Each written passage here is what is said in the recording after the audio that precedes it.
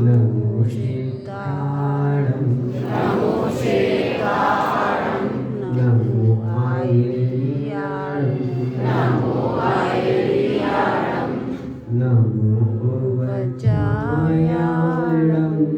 नमो उर्वचायाणं नमो लोहे सत्य साहुरं नमो लोहे सत्य साहुरं। जय बोले अनंतानंद सिद्ध परमेश्वर भगवान की जय। परम पूज्य आचार्य गुरुवर विराट सागर जी महाराज की जय। आचार्य गुरुवर विशुद्ध सागर जी महाराज की जय। जिनवाणी माता की जय। जय बोले बरासो वाले बाबा की जय।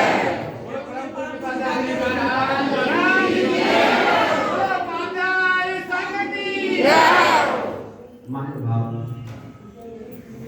हम सभी लोग आचार्य कुंकुन देव स्वामी महाराज के एकादश ग्रंथ का स्वाध्याय कर रहे हैं।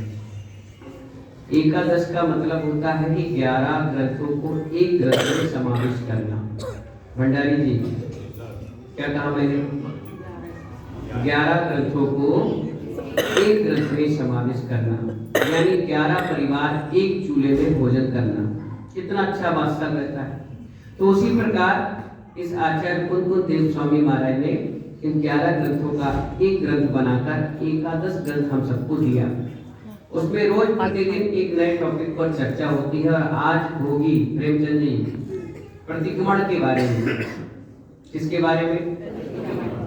प्रतिक्रमण का मतलब क्या होता है?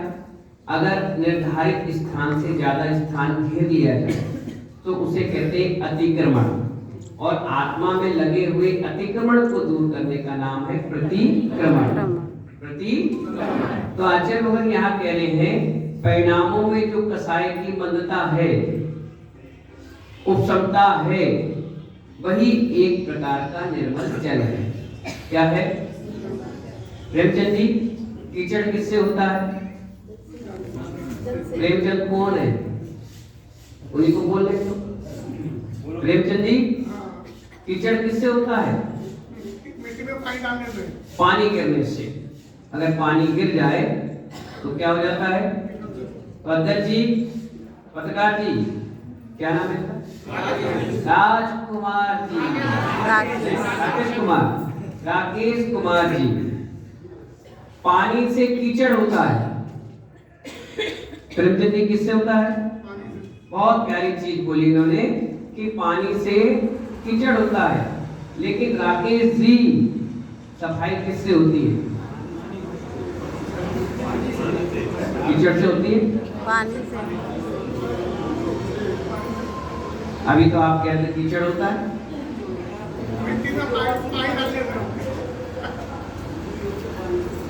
देखिए महानुभाव, पानी से ही कीचड़ होगा और कीचड़ को धोने के लिए भी पानी ही चाहिए। कर्मबंध भी आत्मा से ही होता है और यही आत्मा अपने परिणामों को सुधार करके उसको भगवान बना देती है। कहीं से कोई नई चीज नहीं लाते। हमको भी एक माँ ने 9 माह गर्भ में रखा, तुमको भी रखा। आप भी भोजन करते हो, हम भी भोजन करते हैं। आप भी पैदल चलते हो, हम भी पैदल चलते हैं। आप कैंची लॉन्च करते हो, हम कैंची लॉन्च करते हैं। आप मौन रह करके अपनी बात, आप बोल करके अपनी बात कहते हो, हम मौन रहकर कहते हैं। आत्मा वही है, चींटी में भी है, हाथी में भी, हमारे में भी, आपके में भी है। लेकिन जो शुद्ध उपयोग बन जाता है वो भगवान बन जाता है, और जो अशुद्ध उपयोग हो जाता है वो कीचड़ बन जाता है।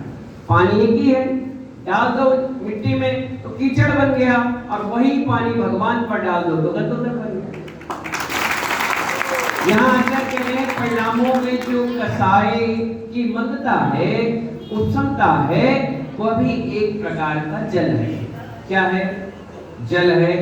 उस जल में प्रक्षालन करने से आत्मा क्या हो जाती है? निर्मल। जैसे सुबह और शाम हम लोग क्या करते हैं? प्रतिक्रमण करते हैं। क्या करते हैं?